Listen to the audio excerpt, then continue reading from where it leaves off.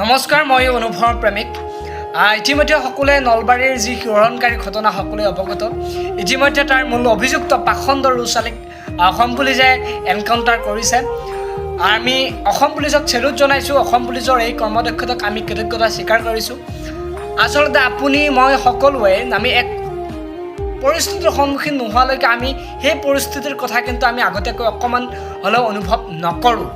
আমি সকলোৱে টেটু ফালি ফালি অসমীয়া স্বাভিমানৰ কথা কওঁ, আমি নাৰী সুৰক্ষাৰ কথা কওঁ, কিন্তু আগতীয়াকৈ আমি অকণমান সেই অসমীয়া স্বাভিমানৰ কথা, অসমীয়া জাতিৰ কথা, নাৰী সুৰক্ষাৰ কথা অকণমান ব্যৱস্থা হাতত ল'বৰ বাবে সময় হৈছে। আমি নিজেই নিজক প্ৰশ্ন কৰিবৰ সময় আহি পৰিছে। এই যে আমাৰ অসম ভূমিত আমাৰ অসমৰ তেজ খাই জীয়াই থকা এইসকল যে আমি অসমীয়া বুলি কোৱা এইসকল লোকক আমি এক দৃষ্টি কৰিবৰ সময় আহি পৰিছে। তেওঁলোকক এক প্ৰশ্ন কৰিবৰ কিন্তু আমাৰ সময় আহি পৰিছে। কিন্তু আমি সকলোৱে গুৰুত্ব ৰখা উচিত। আমাৰ প্ৰত্যেক বিষয়বস্তু কিছুমান মূল বিষয়বস্তুৰ পৰা ফালৰি কাটি আহি যায়। আমি হয়তো এই ঘটনাটোক আমি জাতিৰ বিবাদ কৰিব পাৰোঁ, হিন্দু মুছলমানৰ কথা ক'ব। মনত ৰাখিব, আপুনি হিন্দু বা মই মুছলমান বা মই হিন্দু বা আপুনি মুছলমান হোৱাৰ আগত কিন্তু আমি সকলোৱে প্ৰথমতে আমি সকলোৱে কৈ আহিছোঁ, সকলোৱে লিখি আহিছোঁ, সকলোৱে জানি আহিছোঁ যে আমি জীৱশ্ৰেষ্ঠ মানৱ। গতিকে আমি মানৱ ৰূপে থাকি মূল বিষয়বস্তু আমি কাট কৰিব নালাগে। মূল বিষয়বস্তুক আমাৰ টাৰ্গেটত ল'ব লাগে। এই যে আমি অসমীয়া বুলি কৈ জীয়াই থকা এই জাত মানুহক আমি কিছু প্ৰশ্ন কৰিবৰ সময় হৈছে। আমাৰ অসম ভূমিত, আমাৰ নিজ ভূমিত আমাৰ নাৰী সুৰক্ষা নোহোৱা হৈ পৰিছে।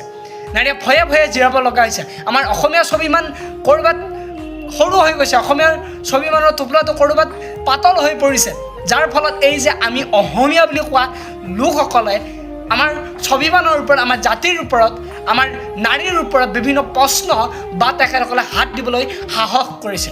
গতিকে আমি সকলোৱে একতা হোৱা উচিত। আমি সকলোৱে এই মূল বিষয়বস্তু কাট নকৰি আমি মূল বিষয়বস্তুক গুৰুত্ব দি এই জাতিভেদটো যাতে আমাৰ আহি নপৰে। আমাৰ প্ৰত্যেকটো বস্তুত চাব, কিছুমান বস্তুত আমাৰ প্ৰথমতে জাতিভেদটো আহি পৰে, আৰু যাৰ ফলত আমাৰ মূল বিষয়বস্তুটো ৰৈ যায় বা মূল যি দোষী সেই দোষীসমূহ কিন্তু ৰৈ যাব সুৰুঙা সুৰুঙে। গতিকে এই আমি অসমীয়া বুলি কোৱা জাতিটোক এক প্ৰশ্ন কৰিবৰ সময় আহি পৰিছে। তেওঁলোকক কিছু দৃষ্টি কৰিবৰ সময় আহি পৰিছে আমাৰ।